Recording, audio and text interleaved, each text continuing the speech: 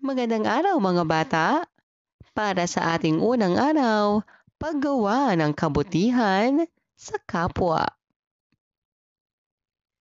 Mabuti bang gawin ito? Bakit? Ano ang nararamdaman mo kapag tinutulungan ka ng iba? Ngayong araw, pag-aaralan natin kung paano natin maipapakita ang kabutihan sa ating kapwa araw-araw. Ano ang ibig sabihin ng kabutihan? Ang kabutihan ay ang paggawa ng tama at makatuwirang gawain para makatulong o makapagpasaya sa iba. Sino-sino ang ating kapwa?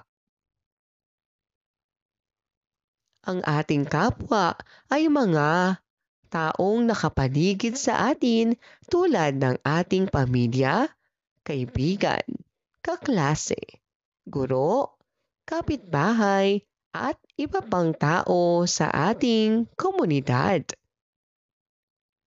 Mga simpleng paraan ng paggawa ng kabutihan. Pagtulong sa magulang sa bahay. Pagpapahiram ng gamit sa kaklase. Pagbibigay galang sa guro. Pagtulong sa matanda na tumawid. Kapag tayo ay gumagawa ng kabutihan sa iba, nagiging mas mabuti at mapagmahal tayong tao. Natututo rin tayong makiramay at magmalasakit. Ang magkaibigang tumulong. Isang araw, habang naglalaro sina Liza at Carlo sa paaralan, napansin nilang maraming kalat sa paligid ng silid-aralan. Sabi ni Carlo, hayaan na lang natin. Trabaho naman ng janitor yan. Ngunit, sabi ni Liza, hindi, tulungan natin siya. Mas mabilis matatapos kung magtutulungan tayo. Kaya't kinuha nila ang walis at sabay nilang nilinis ang silid-aralan. Pagkatapos, ngumiti ang janitor at nagsabing, "Maraming salamat sa inyo. Napakabubuting bata ninyo." Masayang umuwi sina Liza at Carlo dahil alam nilang nakatulong sila sa iba. Sino ang mga tauhan sa kwento? Ano ang nakita ni Liza at Carlo sa paaralan? Ano ang ginawa ni Liza?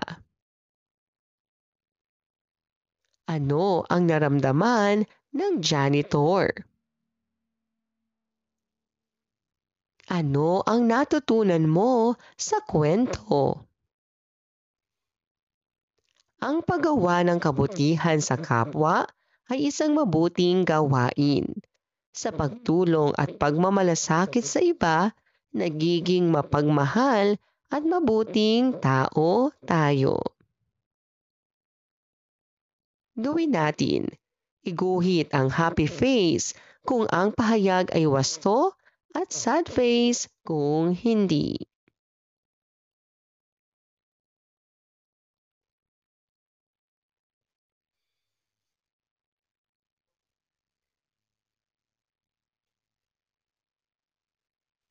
Ikalawang araw. Pagpapakita ng kabutihan sa araw-araw. Kung ito ay mabuting gawain, piliin ang happy face. Kung hindi mabuti, piliin naman ang sad face. Si Ana ay nagbahagi ng kanyang baon sa kaklaseng walang pagkain. Tinulungan ni Mark ang kanyang lola na tumawid sa kalsada. Pinagtawanan ni Lito ang kaklaseng nadapa habang naglalaro. Nagpanggap si Carla na hindi niya nakita ang kaklaseng nahulog ang lapis. Inalok ni Ben ang kanyang kapatid na maglaro ng laruan nilang dalawa. Alin sa mga sitwasyon ang gusto mong tularan? Paano mo maipapakita ang kabutihan sa iyong pamilya o kaklase? Ano ang nararamdaman mo kapag ikaw ay gumagawa ng mabuti? Ang paggawa ng kabutihan ay hindi kailangang malaki. Kahit maliit na tulong, kung taos sa puso ay may malaking epekto. Halimbawa ng mga paraan ng kabutihan. Pagtulong sa gawaing bahay. Pagbabahagi ng pagkain sa klase.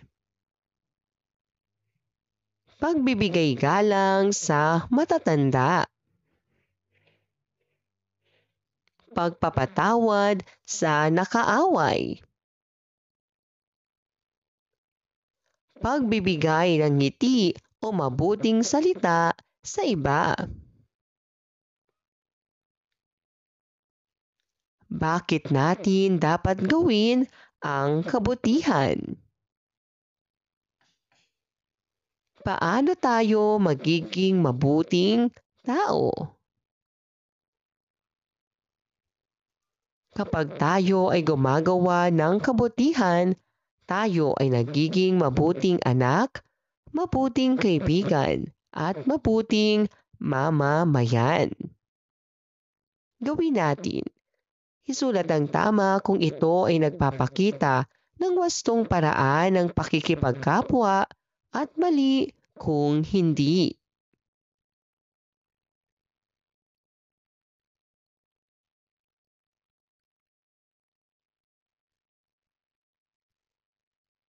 Ikatlong araw, pagiging mapagmahal at pagtulong sa kapwa. Ano ang gagawin ko? Sabihin kung ano ang iyong gagawin sa mga sumusunod na sitwasyon.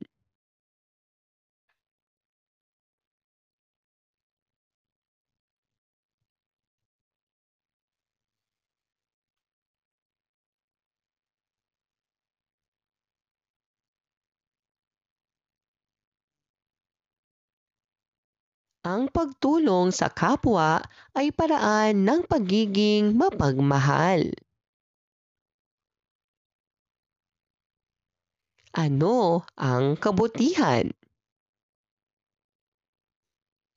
Ang kabutihan ay paggawa ng tama at mabuti para sa iba kahit hindi hinihingi. Ano ang pagiging mapagmahal? Ito ay pagpapakita ng malasakit, pag-aalaga at pagmamahal sa iba. Paano tayo nagiging mapagmahal? Sa pamamagitan ng pagtulong sa kapwa, pagbibigay kahit kaunti lamang, pagpapakita ng paggalang, pagiging mabait at magalang.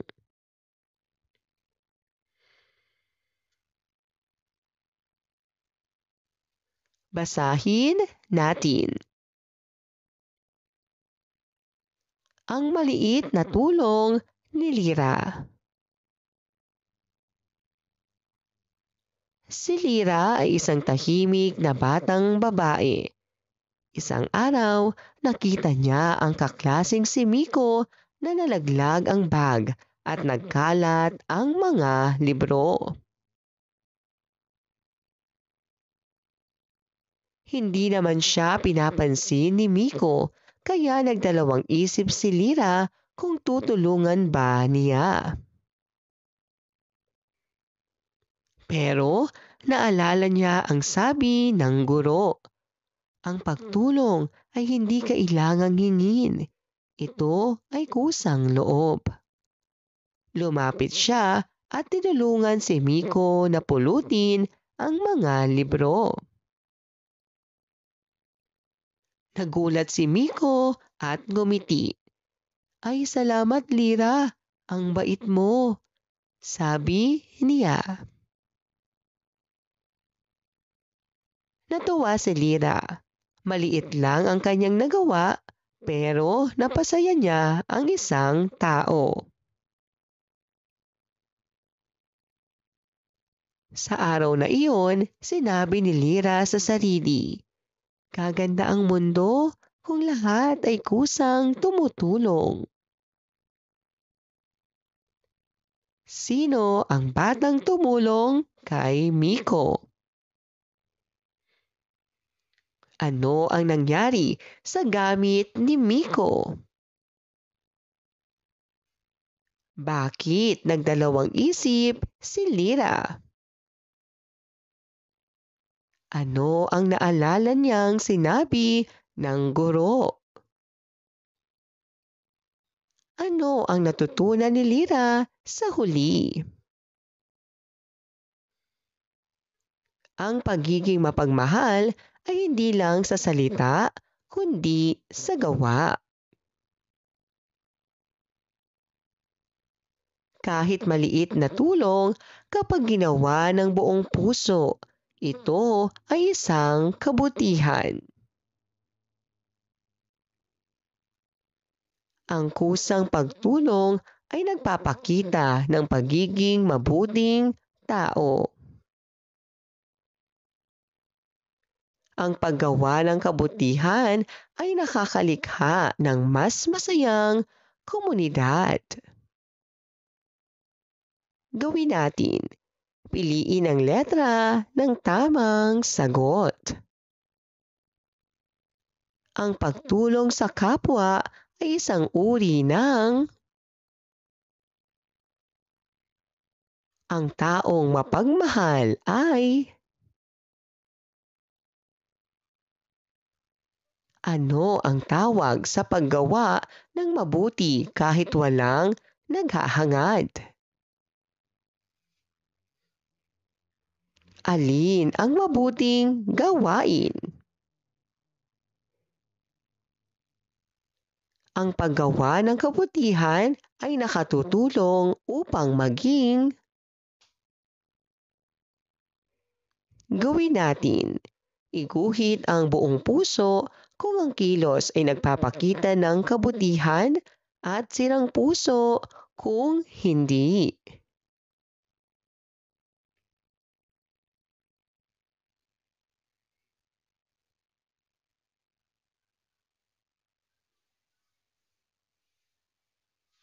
Ikaapat na araw. Pagpapakita ng kabutihan at pagiging mapagmahal sa kapwa. Sabihin kung gawing wagi ang mga larawan at gawing mali kung hindi.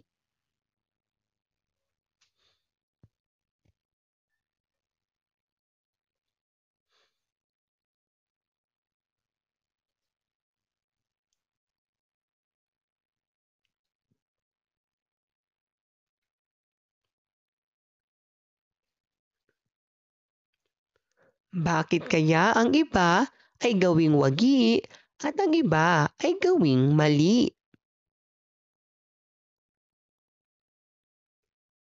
Ngayon, mas maiintindihan pa natin kung paano nagiging mapagmahal ang taong kusang tumutulong.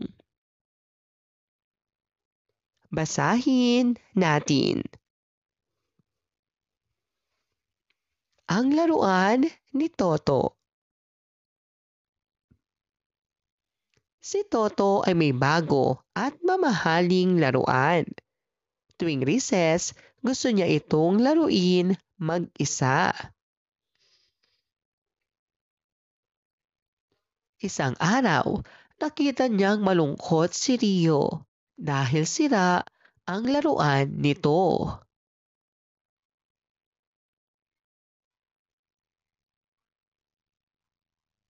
Tahimik lang si Toto, ngunit naalala niya ang sinabi ng guro.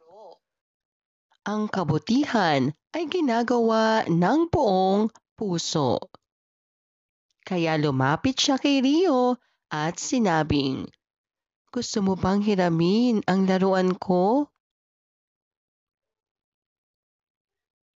Natuwa si Rio at sabing, "Salamat, Toto. Ang bait mo." Ngiting-ngiti si Toto. Pakiramdam niya ay ang gaan ng puso niya. Bakit malungkot si Rio? Ano ang ginawa ni Toto? Bakit mabuti ang ginawa niya? Kung ikaw si Toto, gagawin mo rin ba iyon? Bakit? Paano ipinakita ni Toto na may buong puso siya? Kapag tumutulong tayo ng kusang loob, nagiging masaya at magaan sa puso. Nagiging mabuti at mapagmahal tayong tao. Gawin natin. Iguhit ang buong puso kung ang kilos ay nagpapakita ng kabutihan at sirang puso kung hindi.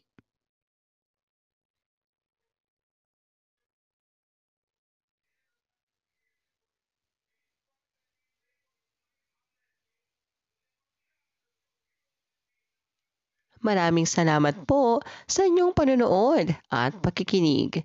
Hanggang sa muling pag-aaral ng asignaturang GMRC.